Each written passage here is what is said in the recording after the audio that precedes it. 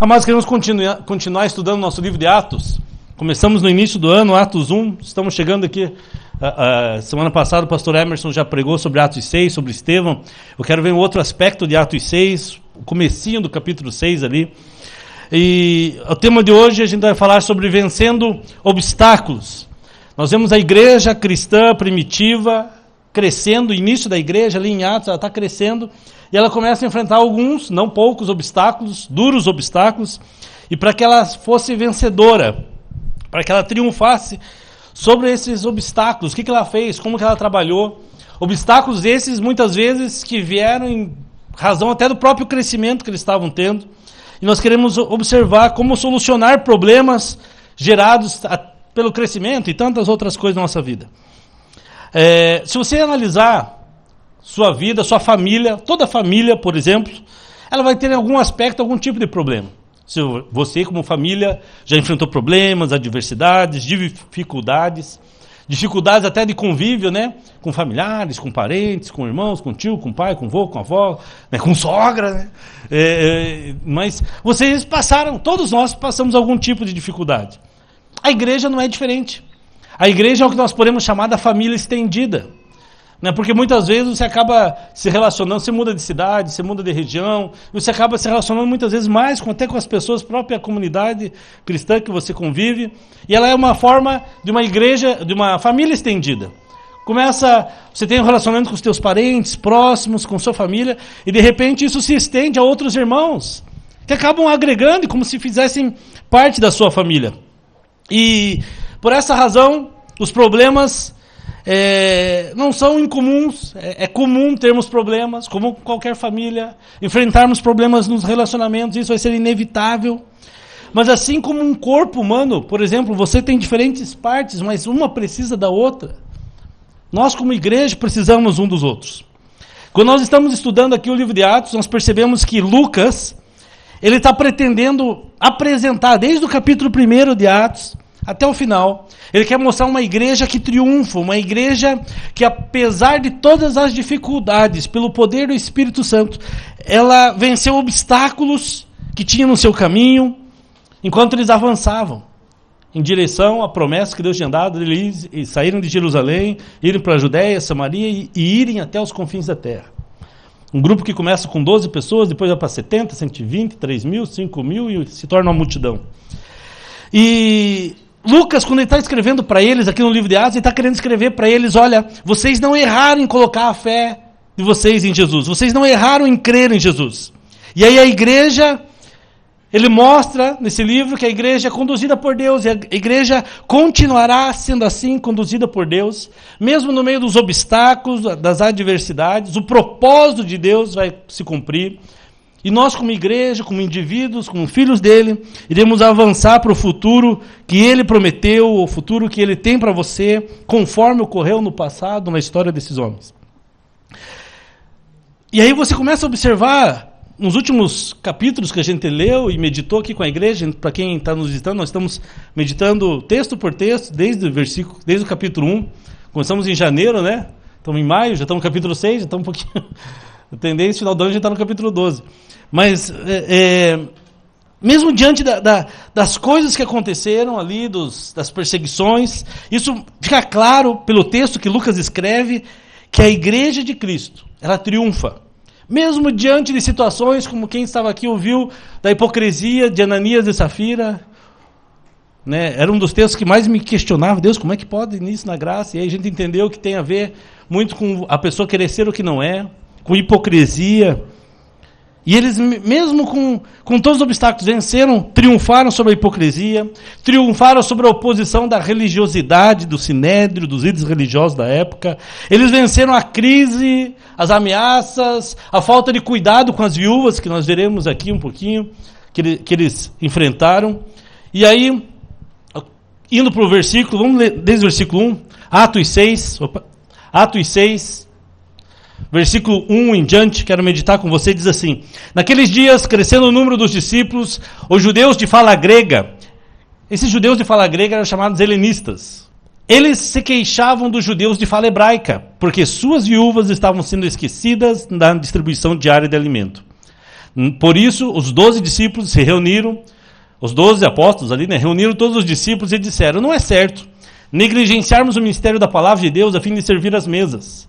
Irmãos, escolham entre vocês 7 homens de bom testemunho, cheios do Espírito Santo e sabedoria, e passaremos a eles essa tarefa. E nós nos dedicaremos à oração e ao ministério da palavra. Tal proposta agradou a todos. Então escolheram Estevão, homem cheio de fé e do Espírito Santo. Semana passada ouvimos uma mensagem sobre isso. Além de Felipe, Prócoro, Nicanor, Timão, Parmenas, Nicolau. Um convertido ao judaísmo. Esse Nicolau, ele está dizendo que era alguém que se converteu ao judaísmo, proveniente de Antioquia.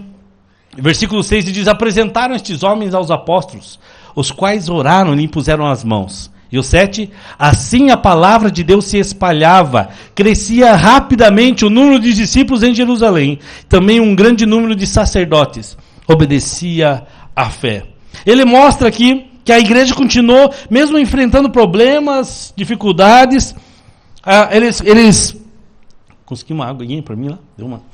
Eles conseguiram vencer e superar essas adversidades. A pergunta ainda que surge aqui, capítulo 6, no versículo 5. Quando o texto fala desses homens, a situação, a gente já vai detalhar mais. Uma das grandes questões que é usada nesse texto, muita gente diz aqui surge a questão dos diáconos, da igreja, a instituição da diaconia, pode ser, eu não vou me deter aqui nisso, mas muito provavelmente esse texto pode ser usado como base. Mas olhando o contexto da história aqui, para entender bem essa narrativa de Atos, a gente tem que entender um pouquinho o cenário de fundo, o que está acontecendo aqui. A história acontece em Jerusalém, a Jerusalém nos tempos de Jesus, do século I, logo em seguida.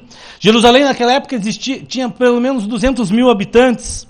Era um centro religioso do primeiro século, do início ali do primeiro século. E por ser um centro religioso, ela tinha duas coisas que ocorriam ali: grandes ajuntamentos, religiosos, é óbvio. E os primeiros eventos do cristianismo se deflagraram aqui nesta região. Como centro religioso, tinha 3 grandes festas: a Páscoa, tinha a festa do Tabernáculos, tinha a festa de Pentecostes. Cada uma delas durava em torno de uma semana de festas. E a cidade de 200 mil habitantes passava a ter, por exemplo, na época da Páscoa, mais de 1 milhão de habitantes de população, por uma semana. Você imagina isso, há 2.000 anos atrás, uma cidade que não tinha coleta de lixo, não tinha água encanada, não tinha tratamento de esgoto. A gente vê aquela Jerusalém linda, maravilhosa. E aí 2 milhões, 1 milhão, 2 milhões de pessoas indo para lá, se não me engano 2 milhões de pessoas indo para lá para quê? Para fazer sacrifício, para sacrificar cordeiros. 1 milhão de pessoas sacrificando, fazendo holocaustos. E aí eles tinham que tirar, pegavam o cordeirinho, abriam o cordeirinho, tirava a tripa, não sei o quê. E ficava aquele cheiro, daí queimava-se como oferta. Imagina o cheiro daquilo lá, mano. Aquilo subia. Alguns historiadores dizem que dependendo de como batesse o vento no final da tarde, porque aquelas entranhas, o negócio dos animais, eram jogadas para o lado de fora. Na porta, perto da porta do monturo, num lugar que era tipo um lixão. E jogavam para fora. Dependendo de como o vento batia, aquele cheiro vinha toda para a cidade. Era terrível, era algo. Mas era um centro religioso. Os primeiros eventos da igreja, do início da igreja, aconteceram ali em Jerusalém. Jesus, as últimas instruções de Jesus, o Espírito Santo derramado pela primeira vez, o primeiro sermão de Pedro, os primeiros convertidos, o primeiro milagre que Deus efetuou através de Pedro. As palavras, ali, se a gente fosse usar hoje, era uma base missionária, era a primeira base da igreja, foi Jerusalém. Jerusalém também nós vemos aqui, o que ocorria aqui, a assistência social naquela época, em Jerusalém. A temática social, o assunto social, assistência social, é algo forte no Velho Testamento. Quando você olha o Velho Testamento, isso estava presente, e estava presente no judaísmo, do começo do primeiro século. E aí havia um costume judaico, de aliviar os pobres, de dar alívio aos pobres, tanto para os pobres nativos, judeus, como para os estrangeiros. Era algo que a lei ensinava e eles praticavam isso. E basicamente ela funcionava de 2 maneiras. A primeira era uma distribuição diária de alimentos. Essa era quase uma cesta básica, composta com elementos básicos dados aos pobres da cidade, por alguma necessidade casual, por alguma, uma necessidade que surgiu. E havia uma distribuição diária entre os judeus. E também havia uma outra prática que era uma esmola semanal. Esmola, para nós, é pejorativo, para eles não era. A ideia de esmola era o quê? É você ajudar o próximo. Quando se dava a Deus, quando se dava uma instituição, era oferta. Mas quando você ajudava o próximo, era uma forma de... A expressão era esmola. E não quer dizer que é um semáforo, não é nada disso. Então, uma esmola semanal de alimentos, de roupas, de mais coisas eram dadas aos pobres da comunidade. De repente, se vivia numa comunidade, numa região, e agregava-se mais. Então, o texto fala que as mulheres, as viúvas, de fala grega, entre os irmãos da igreja, começaram a ser esquecidas na distribuição diária. Provavelmente dessa. Aí, como a comunidade, a igreja surge ali em Jerusalém, com judeus que se convertem ao cristianismo, a comunidade cristã de Jerusalém expressou da mesma forma, era uma prática já deles. E eles começam a fazer o quê? A mesma coisa. Distribuir alimentos, talvez semanalmente, esse diário também, partilhavam. Nós temos textos que nós já estudamos, que muitos cristãos vendiam propriedades, entregavam aquele valor aos apóstolos. Os apóstolos não construíam igrejas monumentais, não faziam nada disso. O que eles faziam? Eles investiam, cuidavam de pessoas, ajudavam, distribuíam entre os pobres. E o texto fala que não havia necessitado algum entre eles. Só que a igreja cresceu. A igreja cresce demais. É o que a gente vê. Cresce de 120 pessoas que estão lá orando quando vem o Espírito Santo, quando a gente começa a estudar o livro de Atos, para depois da pregação de Pedro para 3.000, depois Pedro prega de volta mais 5.000, e de repente, mais à frente, você vê que o texto já fala lá em Atos, no capítulo 5, que é uma multidão de discípulos. E aí, amados, isso não tem estratégia, não tem sistema que comporte isso. E eles começam a enfrentar alguns problemas. Esse crescimento, essa difusão causada pelo crescimento da igreja, acaba atrapalhando a distribuição diária de alimentos que eles davam às viúvas e aos necessitados. Para entender melhor a história, nós temos que entender que na igreja, aqui do início, existem basicamente dois grupos. Os chamados judeus, que são cristãos judeus, que viviam na Palestina, em Jerusalém, falavam hebraico, aramaico, e a maioria falava mais o aramaico, e esses se convertem a Cristo e começam a conviver, fazer parte da igreja. Os primeiros cristãos são judeus. E também tem os judeus helenistas. O que são os helenistas? Que vem da origem da palavra helen, em grego. Eles eram judeus, mas de fala grega. Judeus que adquiriram os costumes gregos, que adquiriram falavam a língua grega, mas não só a língua grega, helenista quer dizer isso, aquele que fala grego, mas os próprios costumes, as práticas, a cultura grega, que tinha sido o império dominante antes dos romanos, ali, e influenciou a cultura judaica também. Então existia dois tipos de judeus, que se converteram ao cristianismo. O judeu, de fala hebraica, aramaica, e os judeus de cultura grega, de cultura helenística. E aqui surgem algumas... não chega a ser uma divisão, mas surge o problema, que eram as viúvas helenistas. Muitos desses gregos se convertem ao judaísmo, são gregos, moram lá. Alguns são gregos, outros são judeus mesmo. E eles se convertem ao judaísmo, outros daí depois passam para o cristianismo, e outros se convertem diretamente ao cristianismo. Muitos estão sendo perseguidos, espalham-se por várias regiões, e muitos vão para Jerusalém. Aqui antes da perseguição, ainda em Jerusalém, não aconteceu a perseguição em Jerusalém. E aí desses que vão para Jerusalém, nos últimos anos, muitos das suas vidas, eles vão já com o desejo de ser enterrados próximo ao Monte Sião, que era quase sagrado para os judeus. E eles desejam ser enterrados lá, e vão morar lá em Jerusalém, querem ficar perto dele. Quando aqueles homens judeus, helenistas, morrem, suas viúvas ficam como que desamparadas, porque eles vieram de outros lugares, muitos vieram até da própria Grécia e outros lugares, e eles morrem, suas mulheres não têm parentes próximos para cuidar delas, não são como as viúvas dos judeus nativos, que tinham alguém para cuidar, tinham os familiares ali. São gregos, são pessoas que tinham se convertido muitas vezes em outras regiões, ali do Oriente Médio, ou até mesmo na Europa, e elas se convertem, vêm morar para lá, querem ficar perto do Monte Sião e tal. Aí o cara morre, só que a família dele está tudo longe. E aí não tem ninguém para cuidá-las. As viúvas judias, elas tinham seus familiares, podiam cuidá-las e ajudá-las. O pior de tudo ainda, isso como judeus. Quando eles se tornam cristãos, eles perderam o direito da ajuda. Aquela ajuda que os judeus faziam diariamente, semanalmente, na sinagoga. Ah, você se converteu, agora você perde todos os seus direitos. É como a gente ouve falar quando acontece de um muçulmano lá no Oriente Médio se converte ao cristianismo, ele é quase abandonado pela família, né? Quase não, acho que é. Né? Rejeitado totalmente. Assim era com os judeus na época. Se converteram. E assim, com o passar do tempo, o número de viúvas helenistas, o número de viúvas de fala grega, dependentes da ajuda da igreja ali da época, tornou-se desproporcional, se tornou muito maior do que as judias viúvas. Os que moravam longe de Jerusalém, principalmente, eram os mais carentes. Quem estava longe de Jerusalém, por estar distante de Jerusalém, sem possibilidade de se deslocar à cidade que tinha mais infraestrutura. E aí o problema começa a ser maior dentro da igreja.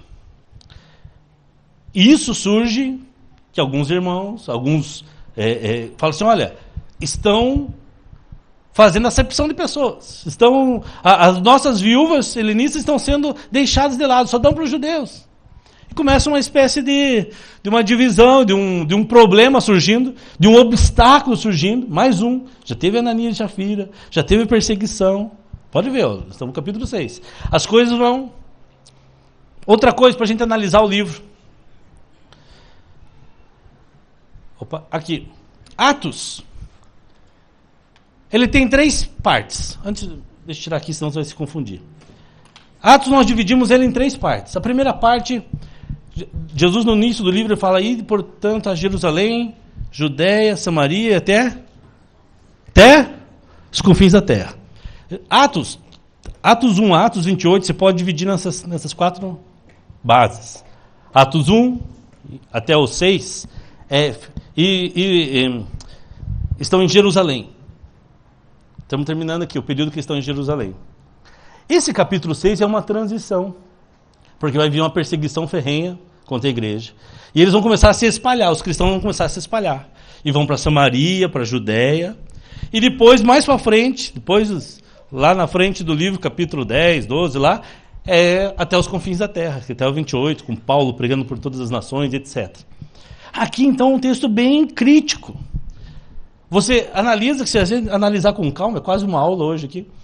Nós estudamos, analisando o texto, a gente viu o quê? Primeiro, ele começa a tratar de personagens. Gamaliel, não foi Gamaliel que a gente viu? Agora Estevão. Daqui a pouco a gente vai ver sobre Saulo de Tarso. Então ele começa a colocar personagens pontuais aqui na história. E para a gente analisar essa passagem, então, ele divide... A primeira parte é a igreja em Jerusalém, Atos 1 até Atos 6, 7. A igreja na Palestina, na Judéia, capítulo 6 em diante. No capítulo 9 é a igreja avançando por todos os lugares. Quando a gente olha esse capítulo 6 que nós lemos hoje, eu fiz um gráfico aqui, vamos ver se você entende ele. Basicamente, nós temos 4 partes desse livro, nessa passagem, e é o que a gente vai meditar hoje. Nós temos o início aqui do texto, versículo 1 aqui, quando eles analisam que nós temos um problema. Qual que é o problema deles? Eles estão crescendo, e devido ao crescimento, as viúvas helenistas estão sendo esquecidas. As viúvas de fala grega não estão recebendo ajuda. Então, há um crescimento, mas isso começa a gerar alguns problemas que trazem murmuração. E aí do versículo 2, eles vão trazer uma proposta. Olha, os apóstolos dizem, vamos resolver da seguinte forma. E aí a gente vai ver isso agora. Amém? Amém. Vá comigo lá no início do texto. Atos 6:1. Naqueles dias... Outra versão diz, mas nestes dias, a palavra mas e naqueles, depende da tradução, na NVI fala naqueles dias. Eu prefiro a expressão mas, porque ele vai fazer o quê? Ele vai confrontar com algo. Capítulo 5 está falando da igreja crescendo, da igreja avançando, da igreja multiplicando, e de repente, surge um problema. Ele falou, mas no meio desse crescimento, nós, naqueles dias, crescendo o número de discípulos, os judeus de fala grega, entre eles queixaram-se dos judeus de fala hebraica, porque suas viúvas estavam sendo esquecidas na distribuição dos alimentos. Ele começa a falar aqui, olha, justamente na hora de crescer, na hora do crescimento, começam a surgir obstáculos. Mas é assim na nossa vida. Não pense que você vai... eu vou crescer, eu vou estar avançando profissionalmente, espiritualmente, economicamente, família, emocional. Mas, a hora que você começa a pegar gosto pela coisa, pode saber, haverá obstáculos. E ele começa a apresentar, olha, naqueles dias o quê? Com os discípulos se multiplicavam, houve uma murmuração de quem? Dos helenistas, contra os hebreus. Eles não se levantaram falando dos... Tem gente que fala assim, eles foram reclamar para os apóstolos lá, não, eles não foram reclamar para os apóstolos, para os líderes da igreja, era entre eles. Olha, vocês estão nos esquecendo. Por quê? Porque estão sendo deixados de lado o serviço diário das viúvas. Ele apresenta essa situação aqui. E aí o problema que Lucas vai aparecer que não parece ser muito simples, assim, é só lá ver quem quer que não recebeu e dar a cestinha básica para as irmãs lá. Ele usa, se você analisar o texto com cuidado, ele vai usar algumas palavras meio fortes para descrever. A palavra traduzida por murmuração aqui, ela só é encontrada, ou é a mesma encontrada, quando os judeus murmuram contra Moisés no deserto. Quando você olha na Septuaginta, na tradução grega, é só aquela vez que o povo começa a reclamar, murmurar, Moisés, você tirou nós da terra lá do Egito, dá para morrer aqui nesse deserto. Nós estávamos com saudades das cebolas do Egito, eles estavam lá. Se aquele povo tivesse oportunidade, mas de atravessar o mar de volta, eles iam. Eles sabiam que não ia abrir. Tinha que ser nado. Quem quisesse, volta nadando. Mas eles não conseguem. E aí Lucas começa a mostrar aqui, ele aponta uma reclamação amarga, era algo... Mas às vezes quando Deus está agindo, Deus está movendo, eles não estavam no meio de um mover, a igreja crescendo. E às vezes nós deixamos pequenas coisas, sementes malignas, de amargura, diz que, não sei o quê, pequenas situações, encher nosso coração. Encher nosso coração de amargura, de murmuração. Eram cristãos, eram filhos de Deus, pessoas salvas em Cristo. Por isso, em toda e qualquer situação, mas guarda teu coração. Guarda de murmurações, cuidado para que isso... E aí Lucas mostra que a causa desse resmungo aqui, qual que era? É que era algo até justo, não era algo errado que eles estavam, buscando. Ora, elas estão sendo deixadas de lado. Esse deixado de lado, a ideia no grego seria assim, passar a vista por cima. Estão vendo, mas não estão fazendo nada. Eles queriam dizer isso. E aí, a gente pode responder assim, mas por que essas viúvas estavam sendo deixadas de lado? E aí tem gente que pode dizer assim, pode ser por preconceito, porque eles eram de fala grega. Podia ser preconceito étnico, não se davam. Podia ser uma discriminação dos apóstolos. Mas eu, olhando aqui o texto, vejo que essa discriminação, essa murmuração, melhor dizendo, não foi direcionada aos apóstolos. Não foi uma reclamação contra os apóstolos. Apesar da iniciativa de resolver, veio deles. O texto fala assim, contra os hebreus, ou seja, porque aqui cresceu o número de judeus de fala grega, entre eles queixaram-se dos judeus. Em outras versões, na atualizada, fala assim, contra os judeus. Havia eu creio que aqui é a questão, analisando as palavras que são usadas no texto, que houve uma situação que foi desconhecida pelos apóstolos. Os apóstolos não estavam sabendo o que está acontecendo, que as viúvas estavam sendo esquecidas.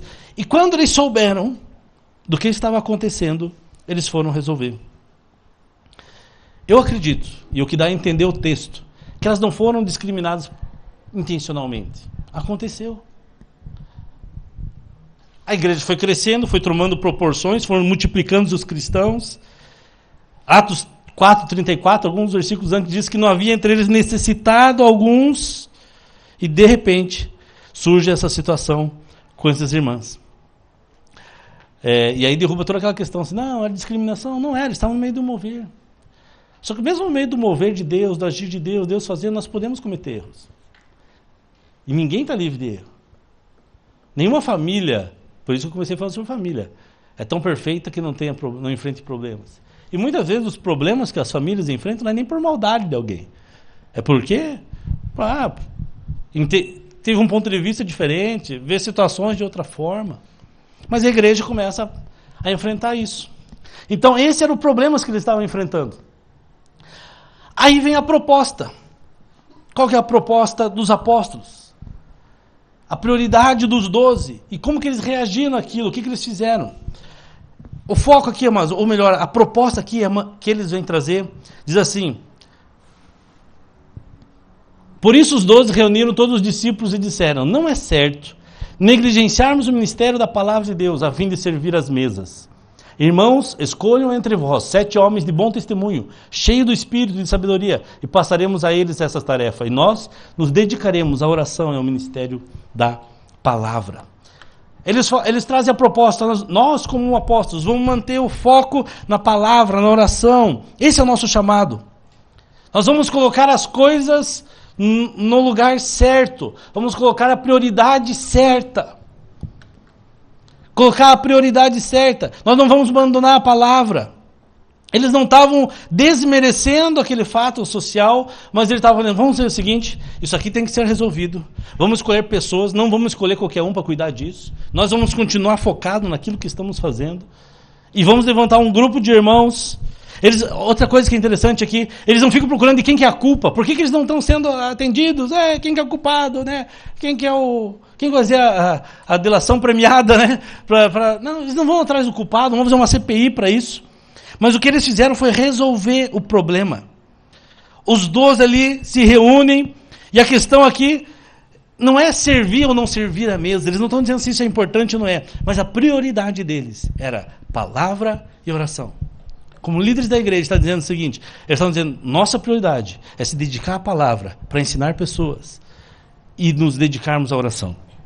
Amados, isso aqui, eu vejo para nós 2 ensinos. Primeiro, quais são as prioridades da sua vida? Se fosse eu e você ali nessa situação, nós íamos dizer assim: gente, realmente tem um problema, vamos resolver. E você ia lá, você ia resolver. E de repente você ia resolver o problema de 2, 3, 4. Mas se você fizesse como eles fizeram, o que fizeram? Montaram uma equipe, delegaram, e com certeza eles resolveram esse problema. Eu vi, não sei quantos viram nesses dias aí, animados, que está no nosso estado, um áudio de um excelentíssimo deputado aqui do Paraná, dizendo que ele votou contra, né, aquela situação dos professores. E olha que absurdo que ele chega a falar. Muitos já viram isso. E ele confessa a culpa dele 2 dias depois da votação. Ele diz assim, vou tentar resumir a ideia dele. Gente, é muito difícil votar contra o governo. Porque se você votar contra o governo, isso é o Estado. Por exemplo, ele é lá do sudoeste do Estado, do oeste do Estado do Paraná, Cascavel, aquela região. Ele falou o seguinte: se alguém lá de Cascavel precisa de um internamento aqui nos hospitais em Curitiba, e aí eu posso, como deputado, ajudá-lo. Eu vou até a Secretaria de Educação, de Saúde, sei lá, e aí eu vou lá e converso, e aí consigo, de repente, um leito de hospital, consigo uma ambulância para ir buscar a pessoa e trazer a pessoa, e essa família vai ser atendida. Mas se eu votar contra o governo, eu não consigo nem chegar na Secretaria. É assim que funciona o sistema. Então, se eu votar contra o governo, o que vai acontecer? Eu não vou poder ajudar as pessoas lá. Mas daí dá vontade de bater no infeliz desse, mas não faz, porque é crente, né? Porque deputado não está lá para ajudar 1, 2 ou 3 pessoas. Deputado está lá para legislar, fazer leis. E quando ele faz uma lei que é honesta, que é séria, ele não vai ajudar 3 com a ambulância, com o hospital, ele vai ajudar centenas de pessoas. Quantos funcionários públicos, servidores públicos não foram prejudicados agora? Centenas. Ele pode ajudar a gente a vir de hospital a vida toda. E o estrago que foi feito. Por não saber priorizar, não saber colocar a coisa certa, não saber dizer não. E às vezes nós somos assim. Falamos do cara, mas nós também somos. Queremos abraçar, queremos resolver o problema. Nossa, vai resolver o problema da saúde do sudoeste do estado, ajudando, trazendo ambulância para cá e arranjar um hospital. Se não tivesse tanta corrupção, podiam construir um bom hospital lá no sudoeste. Você começa a perceber que talvez às vezes nós queremos abraçar o mundo. E amados, eles estão enfrentando um problema de crescimento aqui. Eles estão crescendo, o problema deles é crescimento. Eu quero ter esse problema, crescer tanto que tenho problema assim. Mas nós como igreja temos que entender uma coisa. Mudar uma chavinha nas nossas cabeças. Não dependa. Amados, isso é coisa da religião. Não dependa do pastor, do líder seu, para fazer tudo na igreja. No reino de Deus. Nós pregamos que todos somos sacerdotes, que todos somos ministros de Deus, que Deus derrubou todo o véu que havia. Você pode fazer, você pode pregar, você pode orar, você pode visitar um enfermo, você pode... Puxa, tem alguém passando uma necessidade, mas a gente não consegue ver tudo. Pelo contrário. Eu não tenho tanta capacidade assim, nunca tive. Acho que até menos da média. Mas, assim... Se vê uma necessidade, alguém dentro da igreja passando por necessidades. Dá um exemplo. Físicas, emocionais, financeiras. Você pode se mobilizar e dizer o seguinte, e vir até nós e dizer, olha, está acontecendo isso, vamos ajudar o fulano? Claro, vamos, o que você pensa de ideia? Eu pensei em fazer isso. Ótimo. Eu lembro uma vez, um dos grupos familiares nossos, um irmão bateu o carro, e aí o grupo, deu uns 3 mil de prejuízo, né? O grupo se uniu, porque ele não ia ter a condição de arrumar o carro, ele precisava do carro, o grupo se uniu e vai lá ajudar a arrumar o carro. Pagaram lá, pelo menos uma parte, ajudaram ele. É muito melhor do que a gente pensar numa instituição que tem que se organizar e depender de um. Eles aqui escolheram pessoas capacitadas. Descentralizaram. Colocaram as primeiras coisas nos lugares. E nós não abandonamos a palavra. O início aqui é interessante, eles não procuram culpa, resolvem os problemas, convocam a igreja, o texto fala que eles convocaram os discípulos, convocaram a multidão dos crentes, olha, nós temos um problema aqui, vamos decidir juntos o que faremos, e ele resolve, sim. E ele propõe e eles propõem o quê? Nós vamos manter nossa prioridade, mas como vamos resolver isso? Vamos escolher 7 pessoas, 7 homens. Vamos eleger 7 varões que possuam alguns requisitos necessários para desempenhar esse ministério. E aí você vê que não é qualquer requisito, né? Que eles escolhem. Eles dizem assim que tinham que escolher homens que tinham... Que a primeira coisa que a multidão tinha que escolher, as pessoas tinham que escolher lá. Apontava a ideia de que vem do meio deles, né? Alguém entre eles, do povo, participar.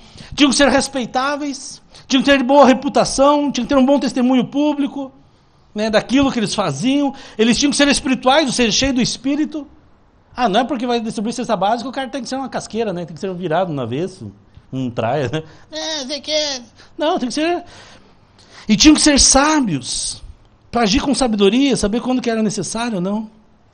E aí eles vão fazer o quê? Eles partem para a próxima etapa, eles vão implementar aquilo que eles estavam vendo ali. Então, havia um problema, fizeram uma proposta, compraram aquela ideia e vamos implementar. Apresentam lá os 7 eleitos, escolhem eles por boa reputação, cheios de sabedoria, cheios do Espírito. E aí, pessoas próximas aos necessitados, no meio de vós, pessoas que conhecem os problemas que estavam passando. E aí diz o texto, e agradou... E aí depois eles delegam autoridade a esses homens. Tal proposta agradou a todos, então escolheram Estevão, homem cheio de fé e do Espírito Santo, além de Filipe, Prócoro, Nicanor, Timão, Parmenas, Nicolau, um convertido do judaísmo proveniente de Antioquia. Apresentaram esses homens aos apóstolos, quais oraram e impuseram as mãos sobre eles. Oraram sobre eles.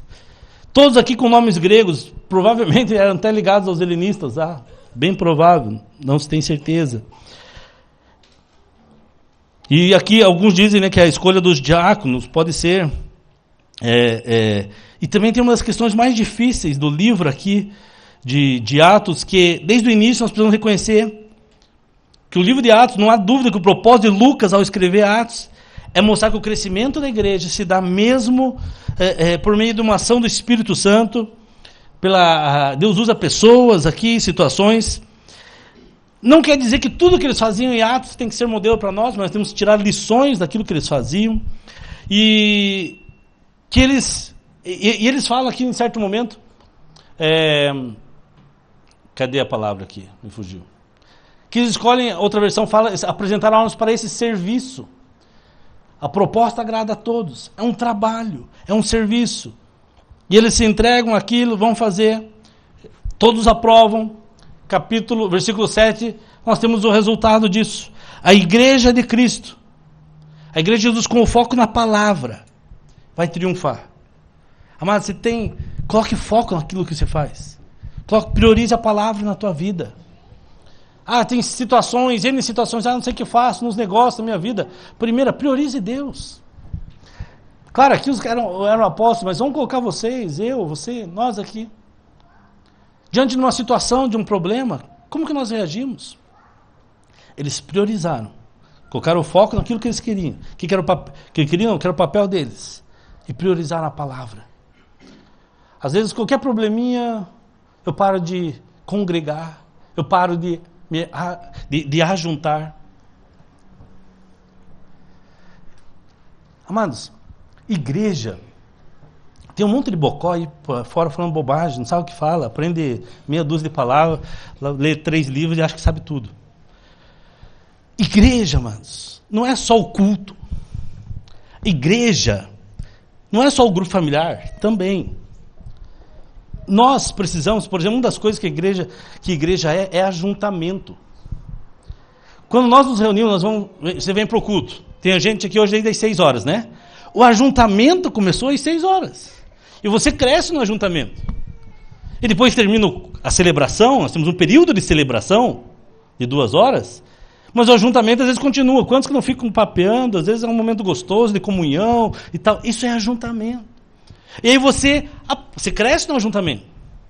Você aprende, você serve junto. O pessoal do grupo de serviço estão juntos ali, estão servindo aqui, fazendo aqui algo ali. E daí vem para o culto celebrar. Mas você está crescendo. Tem gente que nas dificuldades, não quero saber de Jesus, reclama da igreja, reclama de tudo. Não tenho tempo, tem que tirar um tempo para mim. Ele gasta tempo com tudo. E não prioriza Deus, palavra, tempo a sós.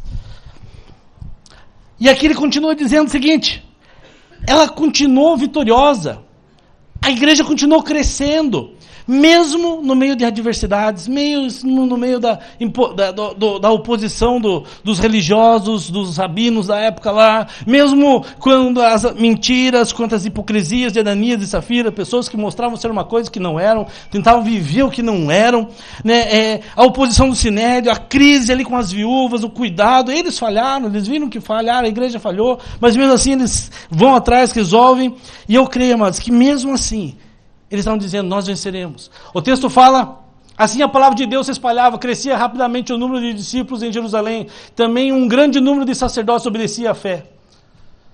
E aí, eles começam a crescer em Deus. Tá, pastor, mas isso aqui, como que isso se aplica a nós, na nossa época? Eu acredito que uma das razões que esse texto está aqui, é porque ele tem algumas verdades fundamentais para nós como igreja. Primeira coisa é que a igreja primitiva, a igreja dos primeiros dias, ela era uma igreja que se preocupava com as questões espirituais da alma humana, mas também com as questões sociais, com questões materiais. Não adianta a gente orar pela pessoa e deixar o cara com fome. É ou não é? Não adianta nós abençoar numa favela, ora, mas nós não fazemos nada social, material, dentro das nossas condições, dentro do que a gente pode fazer. Se fosse usar uma terminologia que usam hoje em teologia, nossa missão, amados, é integral. É levar o evangelho todo, a todo homem. Corpo, alma e espírito. Isso pode ser teu vizinho, pode ser um amigo, pode ser no seu local de trabalho, alguém que está necessitado, alguém numa questão simples. Não adianta a gente pensar em coisa grande se a gente não faz nas coisas simples, né? No cara que está do lado, no amigo, num familiar, num vizinho, alguém que é até desconhecido, mas que mora próximo. Mas esse texto aqui nos apresenta, amados, que nós não precisamos, nós temos que entender o papel nosso da igreja, como salvar a alma, tudo bem, mas transformar a vida da pessoa, buscar transformar a vida da pessoa como um todo. Ao casamento, aos relacionamentos, a vida profissional, a vida material. E esse texto apresenta aqui, falando sobre salvação e sobre igreja, alguns elementos. Para encerrar, eu ia dividir, separar, mas vou colocar parecia um de cada vez e esqueci de fazer isso. Mas a primeira coisa que esse texto fala é de uma vocação eficaz.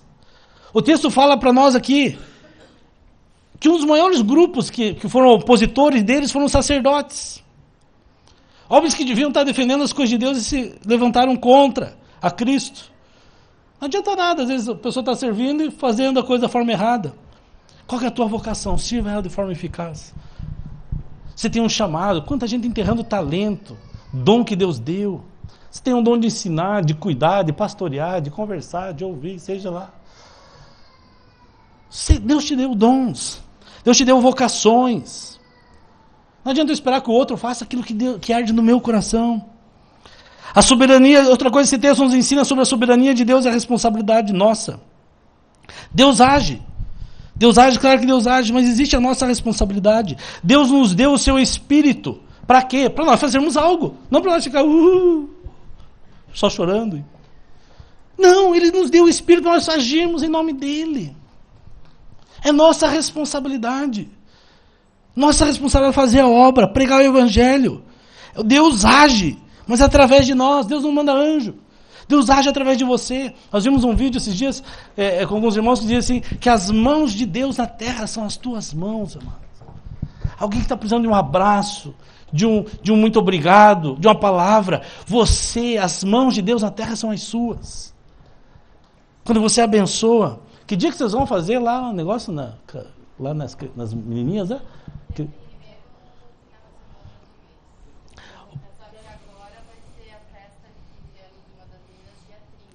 Então tá. Tem um grupo de irmãos aqui que estão indo numa... como é que chama? Um abrigo, né? Um lar de meninas. Até que idade que tem lá? De que idade? Até 17, porque 18 ela foi embora, e daí desde pequenininha... Moram lá. E está indo lá um grupo, vão lá, cantam louvores, trazem uma palavra, levam amor, vão lá, dá os braços, seus braços de Deus. E agora eles vão fazer um aniversário para uma só? Na verdade é uma só que está fazendo 15 anos, dia 30 agora. E vai um grupo lá fazer a festa de 15 anos dessa menina. São órfãos, né? Algumas são, outras tiradas da família por causa de abuso e questões. Aí, ó, você quer uma oportunidade? Dia 30 agora... E depois, todo primeiro final de semana eles vão lá. Eu quero fazer algo, vai lá com eles. Eu quero ser, de repente, mas eu não tenho jeito com isso. Então, descubra outra coisa. Mas Deus age por nós. Deus vai fazer, mas é através de você. É através de você. Outra coisa que esse texto nos ensina é a missão integral. Nós somos chamados para ver o ser humano todo. Corpo, alma e espírito, transformação social. Não adianta nós estar num lugar, ter uma igreja num lugar e não trazer mudança social para as pessoas que estão ao nosso redor. Outra coisa que o texto nos fala é que é uma igreja multicultural, tinha gente de tudo que é tipo, era judeu, era grego, amados, é atleticano, é coxa branca, é operariano, é PT, é PSDB, é negro, é loiro, não importa. Não importa, a igreja é multicultural. A multiforme graça, sabedoria de Deus. A igreja parece ter sido, era como se fosse quase um modelo do que era a cidade toda. Todo tipo de pessoa. Outra coisa que esse texto nos ensina é que nós, líderes, nós temos que ter o nosso ministério voltado para a oração e para a palavra. Liderança e oração. Nós temos feito algo, nós vamos jogar isso para a igreja com os dias. Mas primeiro é com os líderes. Nós estamos num propósito, não é uma campanha, não é nada disso, mas é um propósito de ter uma vida devocional mais frequente, estar mais com Deus, de 70 dias de intimidade que a gente chamou com Deus. Nós estamos no dia 53. Todo dia pela manhã eu mando um devocional para o pessoal, só falando sobre graça, uma palavra sobre isso, às vezes algo para meditar, às vezes um exercício para fazer, incentivando as pessoas a tirar 15 a 30 minutos, até mais 1 hora de oração. Medite na palavra, ore, leia-se. É uma forma de incentivar. Buscar isso. E tem sido maravilhoso, alguns têm testemunhado e tal. E logo nós queremos compartilhar isso com toda a igreja, fazer junto. Liderança tem que estar envolvido com o coração, com a palavra. E aí ele mostra alguns critérios para a seleção dos líderes. São ensinos que eles nos trazem. Amados, para mim, fica bem claro aqui, que essa igreja que nós queremos ser, é uma igreja que não se detém seja qual for o obstáculo. Igreja somos nós, mas não é uma instituição. Existe a igreja, a instituição existe, ela é importante? É, e ela tem o seu papel para nos representar. Mas a igreja, o que é a igreja? A igreja é a comunidade. Somos nós, eu, você, pessoas, grupo de pessoas que se reúnem para adorar, para louvar a Deus. Será que alguns obstáculos não têm te impedido de avançar? Eu olho para essa igreja e vejo perseguição, Pedro lá preso e continuar pregando o evangelho, já que soltar o cara continuou pregando o evangelho. Nós vemos um Gamaliel dizendo, olha, falando para os religiosos, olha, trazendo um princípio maravilhoso, se isso é de Deus vai continuar, se não for de Deus, isso vai parar, se for de Deus, nós vamos estar lutando contra Deus. Nós vemos pessoas sendo falhas que a igreja teve, e isso não impediu a igreja de crescer. As pessoas não foram lá apontar as falhas da igreja, dizer, Pedro, vocês estão deixando isso. Houve uma murmuração, uma reclamação, pelo jeito foi meio pesado entre eles. Mas quando aquilo chegou, eles foram buscaram resolver. E a igreja continuou avançando. E algo que hoje, de ontem para hoje, ficou muito forte no coração. Muitos sacerdotes se converteram à fé do judaísmo. Mas eu creio, nós cremos na graça do Senhor, que não é por obras, não é por aquilo que você faz, você deixa de fazer. Que hoje nós estamos cheios de religiosidade aí. Mas nós vamos ver muita gente que está envolvida nesse espírito de religiosidade, mas achando que está fazendo certo, se convertendo a Cristo de verdade. Pessoas zelosas em Deus. Estão lá, às vezes, pregando lei. Mas é zeloso, ele ama a Cristo. Se convertendo realmente à graça, ao amor de Jesus. Qual que é o obstáculo que tem te parado? Qual que é o obstáculo que tem parado você na tua vida profissional? São murmurações? São reclamações? Mas se eu fosse parar por reclamação e murmuração, por pessoas que falam, deixam de falar de mim, eu já tinha parado faz tempo. Que é de Deus permanece. O que tem parado você de servir a Deus, de dar o seu melhor a Deus, seus dons? É reclamação, é religiosidade, é questão financeira. De repente aquelas mulheres pararam. Nada pode segurar. Deus quer fazer com que eu e você avance. Como servos de Deus, como igreja de Cristo, como teu ministério, com a tua família. Alguns sonhos talvez aqui estão enterrados lá porque se parou em alguns obstáculos, tropeçou em algumas barreiras que tinha. Coloca no primeiro slide para mim lá. Ah, não, peraí. Coloca no primeiro. Coloca no primeiro. Tropeçaram, pararam. Porque tinha alguns obstáculos e falaram, não vai dar. O dinheiro não vai dar. Eu não vou conseguir essa faculdade. Não vou conseguir isso. Mas aquela igreja venceu todo e qualquer obstáculo. Nós estamos fechando uma parte de Atos 6. De Atos. Em Jerusalém. Jerusalém não pôde segurá-los. Eles podiam ter ficado o resto da vida em Jerusalém. Mas a partir daqui, de Atos 6, eles começam a ir para a Judéia. É uma coisa que ir para o Estado. Samaria. Eles começam a vencer obstáculos. Mas eu quero declarar sobre a tua vida que é tempo de você sair da tua Jerusalém. Jerusalém é aquilo que era conhecido, aquilo que era comum, aquilo que você sabe onde está pisando. Deus quer que você dê passos na sua família, no seu ministério, na sua casa, no seu trabalho, como igreja. Fazer aquilo que você não fez, avançar para onde você não avançou. É tempo de ir além daquilo que você tem visto. Vença obstáculos, como esses homens no penúltimo. Como esses homens. Queria que você fechasse teus olhos, quero orar com você.